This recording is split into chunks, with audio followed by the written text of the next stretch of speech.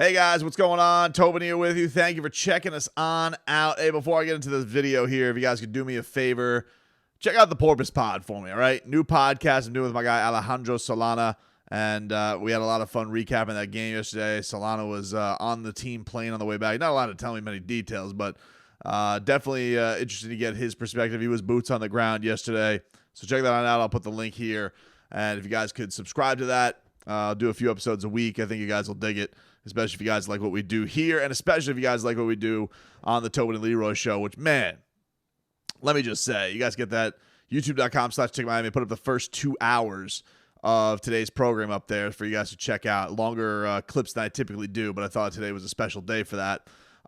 Today is one of those days where, like, I love what I do always. I always love what I do. I consider what I get to do a real blessing. Like, I've worked very hard to get where I'm at, but it's also these days where I feel very, very lucky with what I get to do.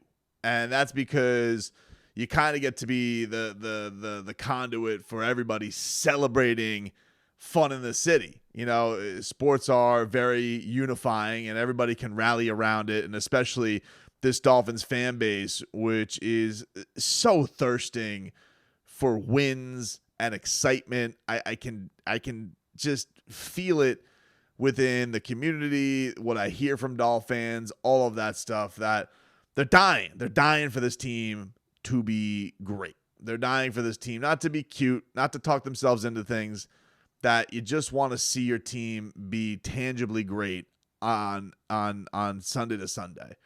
And I think that what that win was yesterday was the first feeling in a long time where it's just like, man, this Dolphins team gave me such thrills. They made the impossible possible, and I haven't felt that way in a long time. And not only that, but you also have the year ahead of you and a divisional matchup ahead of you that makes it all feel like, man, this season could be really, really special. The Miami Miracle, I know that's been brought up a bunch over the last day or so, and that was amazing. You know, that one's going to go down forever. It was an epic finish and all that, but you know, it was just more of a stick it to the Patriots. You weren't going anywhere. It didn't mean anything, and it was a fluke. You know, it's a fluky play. And while this is the first time something's been done in over 700 tries over the last 11 years, it still means something because you saw all of the plan and everything that this team talked about come to fruition in a very short amount of time in this game. And so I just feel very lucky that I got a chance to, hear the callers, read all the texts, get all the Twitch comments, all that stuff. As you wake up on a 6 o'clock on a Monday morning. Well, I'm waking up at like 4 o'clock, but you wake up, everybody's waking up, they're tuning in, and they just want to celebrate on their way to work, swagger a little bit as they go into the office. Everybody's just feeling good about the Dolphins. It's one of those days, like even my kid was telling me today that on the school announcements that they were, chanting "Go Dolphins." Like it was that kind of a special where it just really crosses over and everybody wants to be a part of it.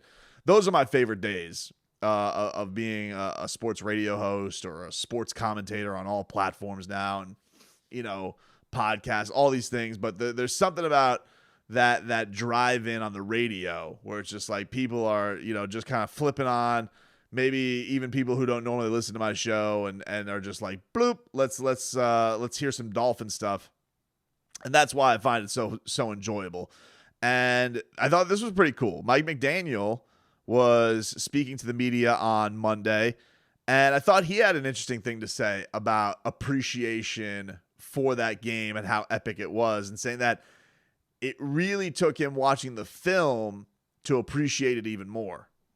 Like I said, I try to lead by example with the players, and I'm not as worried about the score. But then you take a step back and you're looking at it from, a fan's vantage point, and man, this is exhausting, So that the biggest takeaway from that was the internal fortitude of the team. I felt it yesterday. I was very proud how they came out in the second half, but I got more of appreciation for it today when watching the film. I mean, that's Goosey's galore, dude. Hearing that from the head coach that, like, you're so in it there, and he's telling everybody, like, don't hang your head. This whole idea of just go play good football. And so maybe in that time you're just so in the zone you don't realize what's happening. So that had to be unbelievably cool to go back and relive it. Well, also with a preparation and knowing what the week ahead was.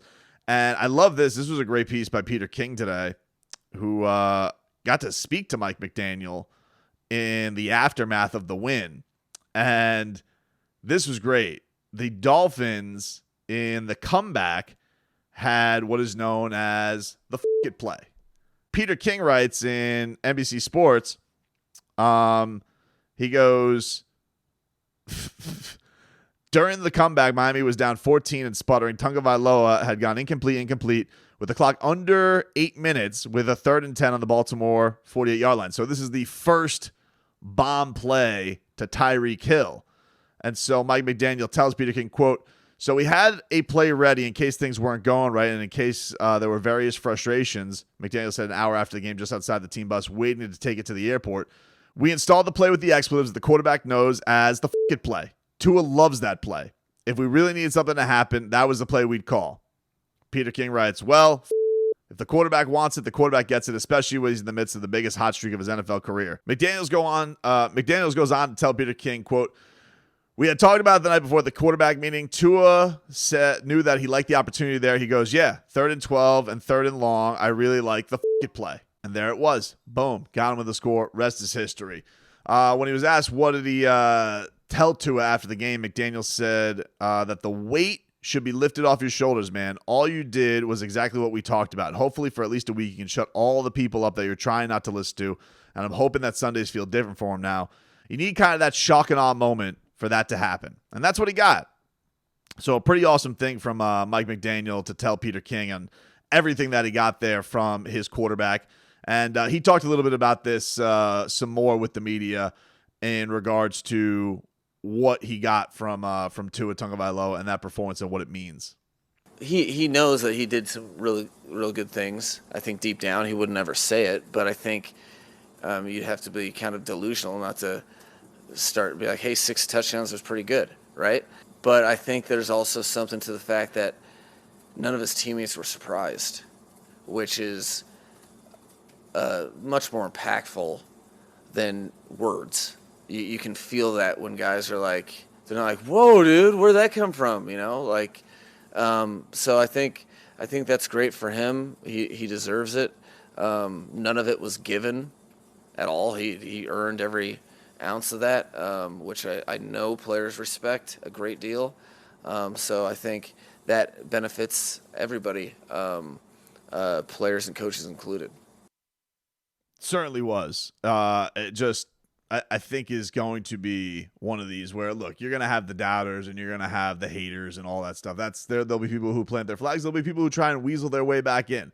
And we saw some of this during the offseason, people trying to hedge their bets and hedge their takes on Tua and all that type of stuff. But, you know, for him to have this be so concrete quick is huge, especially with a big-time matchup coming against Buffalo. Because whatever happens in Monday Night Football, and I'm taping this before Monday Night Football gets going, whatever happens in that matchup, the Bills have been the owners of the Dolphins for a few years now.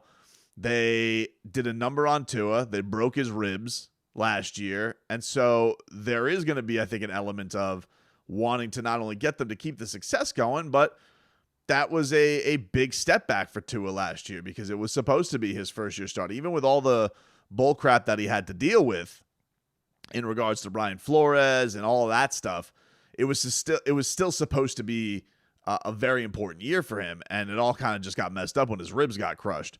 So I think this one is going to mean a lot, and if they do, there's not many signature wins, I feel like, in the NFL, right? I think that it's a pretty parity-filled league. You look back, there's only so many that you can say, wow, that one is like, that's a special win. Obviously, this one is a special win because of the way it happened, winning in Baltimore for the first time in 25 years, doing it against an MVP caliber player who was playing at just the absolute tops at the moment, when the Miami Dolphins decided to make this comeback.